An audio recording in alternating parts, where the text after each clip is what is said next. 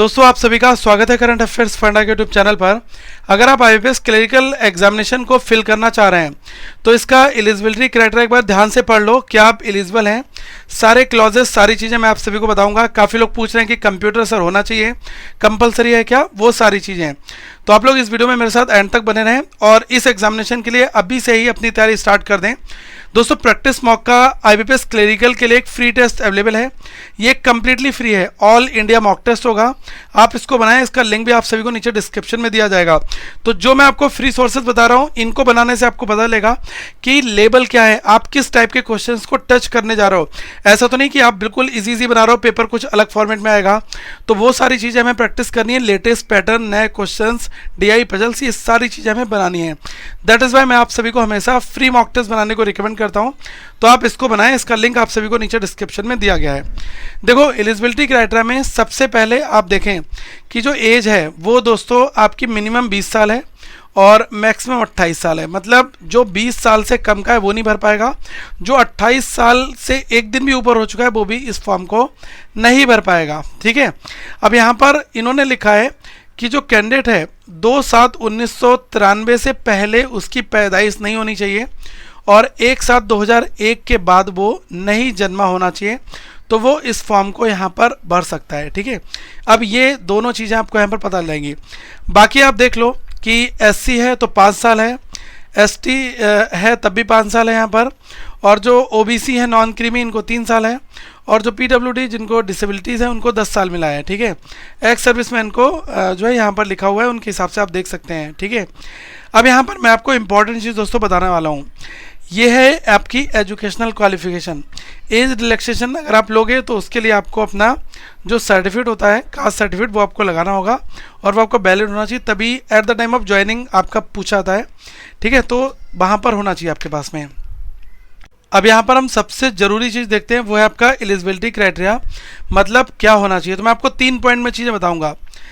देखो सबसे पहली चीज़ है कि आप ग्रेजुएटेड होने चाहिए, मतलब आपने स्नातक कर लिया हो, एनी फील्ड, किसी भी फील्ड से किया हो, डजेंट मैटर, कोई भी आपकी स्ट्रीम हो, कोई भी मैटर नहीं करेगा, ग्रेजुएटेड होने चाहिए। ठीक है, चाहे बीए हो, बीकॉम हो, बीएससी हो, जो भी वॉटेवर हो। ठीक है, परसेंटेज कितनी भी हो, नो परसेंटेज क्राइटेरिया रिक्वायर्ड।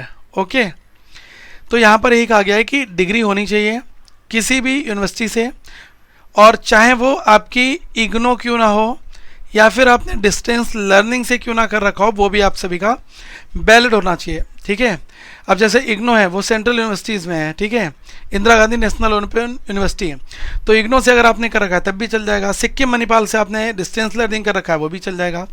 तो आपने ग्रेजुएशन कर रखी हो, यही एक ओनली क्राइटेरिया है, परसेंटेज का कोई सीन यहाँ पर नहीं है।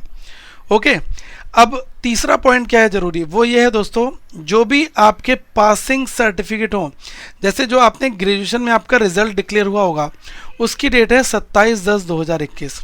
27/10/2021 इस डेट से पहले आपका जो रिज़ल्ट है वो डिक्लेयर हो जाना चाहिए। मतलब यूनिवर्सिटी का जो रिज़ल्ट है should have been declared on or before 27/10/2021। मतलब या तो 27 को डिक्लेयर हो जाए या तो 27 से पहले हो जाए, तो वो सारे कैंडिडेट जो हैं एलिजिबल माने जाएंगे। ठीक है, अब आ जाते हैं दोस्तों कंप्यूटर वाला फंडा क्या है। देखो ध्यान से समझना, यहाँ पर इन्होंने मेंशन कर रखा है, ये वाला पॉइंट ज़रूरी है और ये वाला पॉइंट, ये दोनों ज़रूरी हैं। ये तो मैंने आपको समझा दिया। कंप्यूटर लिटरेसी में क्या है कि operating and working knowledge in computer systems is mandatory. ठीक है, ऑपरेट करना, उस पर काम करना, ये आपको नॉलेज आना कंपलसरी मैंडेटरी है। दैट इज़ जो भी कैंडिडेट होगा शुड हैव सर्टिफिकेट, या तो सर्टिफिकेट हो ऑब्लिक, या फिर उसके पास में डिप्लोमा हो। ठीक है, या फिर उसके पास कोई ऐसी डिग्री है जो उसने अपने ग्रेजुएशन में, हाई स्कूल में, 12th में पढ़ रखी है कंप्यूटर एज अ सब्जेक्ट। ठीक है, या फिर should have studied computer information technology as one of the subject in the high school, college, institute. ठीक है, देखो इसका मतलब ये नहीं कि सब कुछ होना चाहिए। अगर आपके पास में सर्टिफिकेट है कंप्यूटर का कि आपने बेसिक कंप्यूटर फंडामेंटल पढ़ रखा है, चल जाएगा, फॉर्म भर दो। डिप्लोमा है वो भी चल जाएगा। अगर आप सीबीएसई बोर्ड से पढ़े होगे और आपने 10th में कंप्यूटर फंडामेंटल प्रोग्रामिंग कंसेप्ट पढ़ा होगा तो आप कर लो।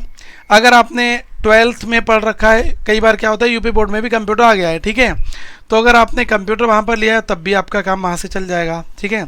अगर आपने कोई ग्रेजुएशन किया लाइक बीसीए आपने किया है, बैचलर ऑफ कंप्यूटर एप्लीकेशन, या फिर आपने बीटेक कर रखा है, वहाँ पर कंप्यूटर पढ़ा है, तब भी आप अप्लाई कर सकते हो।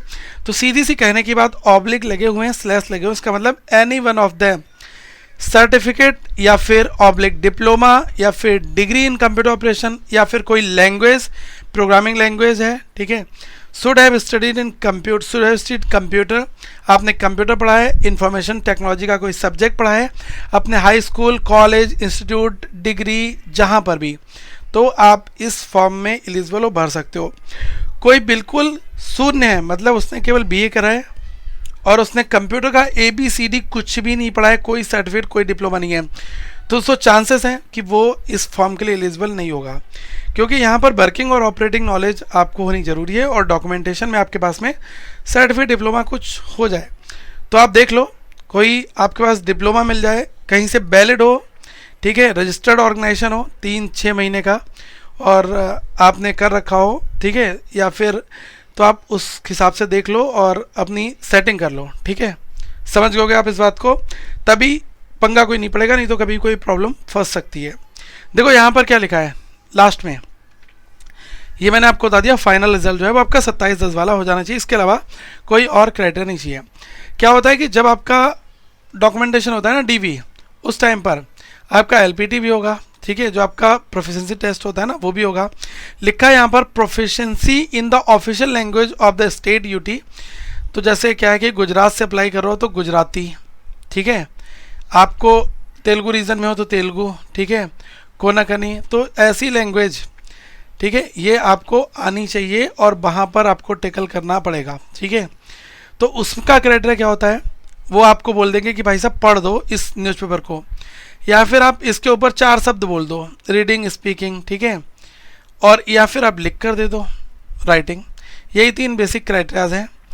और ये लिखा है कि proficiency in official language of the state UT candidate should know how to read, write and speak the official language of the state UT in for which vacancies a candidate wishes to apply is preferable, ठीक है। देखो ये भी है कि अगर कोई ऐसा पर्सन है जिसने अपने 10th में पढ़ रखा है, 12th में पढ़ रखा है, उसको कोई ज़रूरत नहीं है, जो इधर उधर से अप्लाई कर देते हैं, तो उनके लिए ये वाला टेस्ट क्वालिफाई करना पड़ता है, ठीक है, ये चीज़ ध्यान यहाँ पर रखना है। ओके, तो यही अल्टीमेटली पूरा क्राइटेरिया, आप लोग अप्लाई करें और IBPS क्लरिकल प्रीलिम्स का फ्री टेस्ट जरूर बनाएं, ये कम्प्लीटली फ्री है और बहुत बहुत अच्छे क्वेश्चंस है, very good questions are there in practice mock test, आप इनको बनाएं और अपने एग्जामिनेशन को आगे लेकर जाएं। इस फ्री टेस्ट का लिंक आप सभी को डिस्क्रिप्शन में मिल जाएगा। अगर कोई सवाल है, कोई क्वेश्चन है तो प्लीज़ पूछें, कंपटीशन बहुत टफ है, तैयारी बहुत मल्टीपल सोर्सेज से बहुत हाई फाई करनी होगी, तभी आप कुछ कर पाएंगे। आगे हम फिर मिलेंगे, so thank you guys, have a good day to all of you once again. इस वीडियो को प्लीज़ शेयर करें अपने दोस्तों के साथ में, अपने भाई बहनों के साथ में, ताकि वो फॉर्म भरे, उनको थोड़ी मदद मिले। और इस वीडियो को लाइक भी करें, एक लाइक बहुत ज़रूरी होता है, काफ़ी मोटिवेशन मिलता है और मज़ा आता है यार कि आप लोगों के साथ में काम कर रहे हैं, तो आप लोगों का सपोर्ट चाहिए होता है। और एक प्लीज़ प्यारा सा कमेंट जरूर दीजिएगा। तो thank you, have a good day to all of you once again, we will meet in the next video.